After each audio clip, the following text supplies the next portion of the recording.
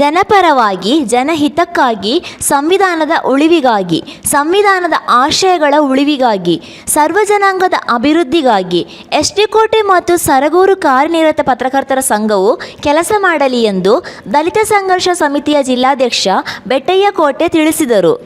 ಪುರಸಭೆ ವ್ಯಾಪ್ತಿಯ hand ಪೋಸ್ಟ್ನ Myrada plan ಸಭಾಂಗಣದಲ್ಲಿ ನಡೆದ ಅಖಿಲ ಕರ್ನಾಟಕ ಕಾರ್ಯನಿರತ ಪತ್ರಕರ್ತರ ಸಂಘದ ತಾಲೂಕು ಘಟಕವನ್ನು ದಲಿತ ಸಂಘರ್ಷ ಸಮಿತಿ ಜಿಲ್ಲಾಧ್ಯಕ್ಷ ಬೆಟ್ಟಯ್ಯ ಕೋಟೆ, ಅಖಿಲ ಕರ್ನಾಟಕ ಪತ್ರಕರ್ತರ ಸಂಘದ ಜಿಲ್ಲಾಧ್ಯಕ್ಷ ಚನ್ನಹಳ್ಳಿ ನಿಂಗರಾಜು, ಎಸ್.ಟಿ. ಕೋಟೆ ಮತ್ತು ಸರಗೂರು ತಾಲೂಕು ಅಧ್ಯಕ್ಷ ಶಿವಣ್ಣ ನೂರಲಕುಪ್ಪೆ ದೀಪ ಬೆಳಗಿಸುವ ಮೂಲಕ ಉದ್ಘಾಟನೆ ನೆರವೇರಿಸಿದರು.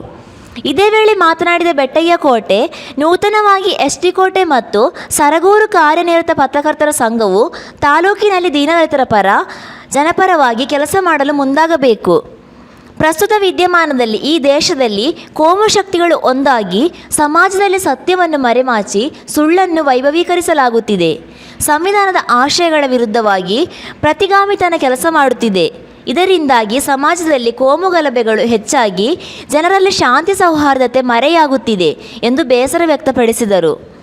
ಪ್ರಜಾಪ್ರಭುತ್ವದಲ್ಲಿ ಕಾರ್ಯಾಂಗ, ನ್ಯಾಯಾಂಗ, ಶಾಸಕಾಂಗ ಎಂಬ 3 ಅಂಗಗಳಿದ್ದು ಯಾವ ದಿಕ್ಕಿನಲ್ಲಿ ಸಾಗುತ್ತಿದೆ ಎಂಬುದು ಯಾರಿಗೂ ತಿಳಿಯದಾಗಿದೆ.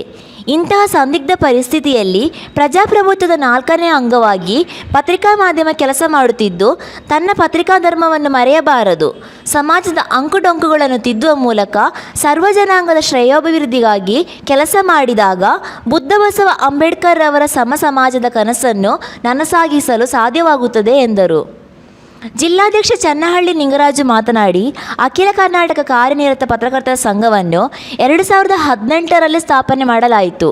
ಸಂಘವು ನಿರಂತರವಾಗಿ ರಾಜ್ಯದ 19 ಜಿಲ್ಲೆಗಳಲ್ಲಿ ತನ್ನ ಘಟಕಗಳನ್ನು ಸ್ಥಾಪನೆ ಮಾಡಿ ತನ್ನ ಕಾರ್ಯನಿರ್ವಹಿಸುತ್ತಿದೆ.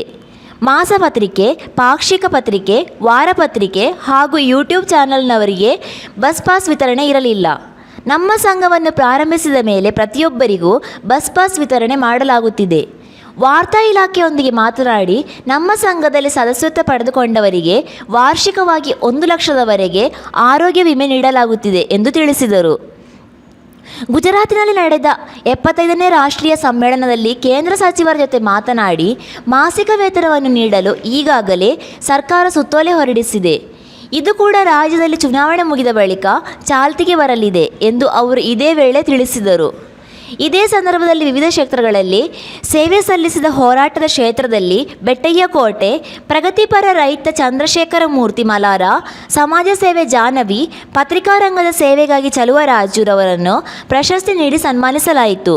ನಂತರ ಸಂಘದ ಪದಾಧಿಕಾರಿಗಳಿಗೆ ಗುರುತಿನ ಚೀಟಿ ವಿತರಿಸಲಾಯಿತು.